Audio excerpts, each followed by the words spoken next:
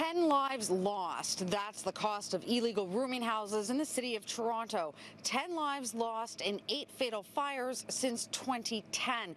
It's a startling statistic, and City News has learned exclusively that it's the driving force behind a crackdown by Toronto Fire on this sort of practice. I'm Christina Howard in York Village, just a few blocks away from York University.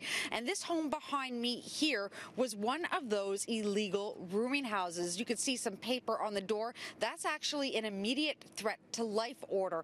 One of those orders was issued just a few weeks ago, forcing 8 of its 12 residents out the door. We're not the first one to be with this notice. A couple of the houses on our street have already gotten this notice. Chris and Jessica live here on Ardwinkle Drive. They're just 2 of 4 residents in the former rooming house that have been allowed to stay. The others didn't have access to secondary exits, and the hardwired smoke alarms had been disabled. It is a systemic issue within the city. Since December 2015, we have taken a more aggressive approach in terms of our enforcement. And that means they've been cracking down. In the past 22 months, they've issued 38 threats to life notices and levied at least 38 charges against owners. When Toronto Fire Service, these are brought to our attention, either through a complaint, quite often through one of the occupants of the building. In recent case, it was actually a parent of a student that moved in there, and the parent didn't think the building was safe, and they called us. And so we will not permit occupants to live on the 3rd floor or in basements in rooming houses without second exits. In October 2016, a fire in a Dufferin rooming house resulted in serious injuries for a firefighter who was trying to battle the blaze and save lives. A 2011 fatal fire at an illegal rooming home near Finch and John Garland not only cost a man his life, but the owners were charged with criminal negligence causing death. The owner was sentenced to 3 years behind bars. The Fire Protection and Prevention Act, as for an individual, it's up to $50,000 and or 1 year in jail per violation, and for a corporation it's up to $100,000.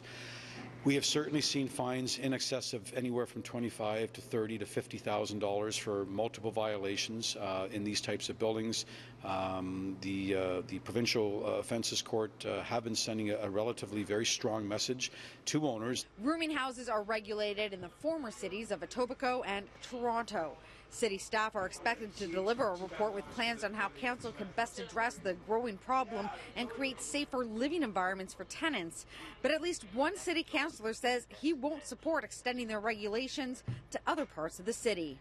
I don't support licensing for rooming houses because single-family units are for single-family families for the most part. They're not set up or equipped for rooming house use. If you want a rooming house, then make sure the standards are there. Build them appropriately where the city's bylaws allow you to build them. Don't take old neighborhoods and turn them into something that they're not. Which could be a problem for the thousands of students believed to live in just that type of housing, including people like Aday. He was evicted from his unsafe room on Ardwinkle. Do you have a new place to live now? Yeah, I do. Yeah, you found one? Yeah. Is it a similar kind of situation? No, it has 2 exits. Now I'm looking out for those kind of signs now.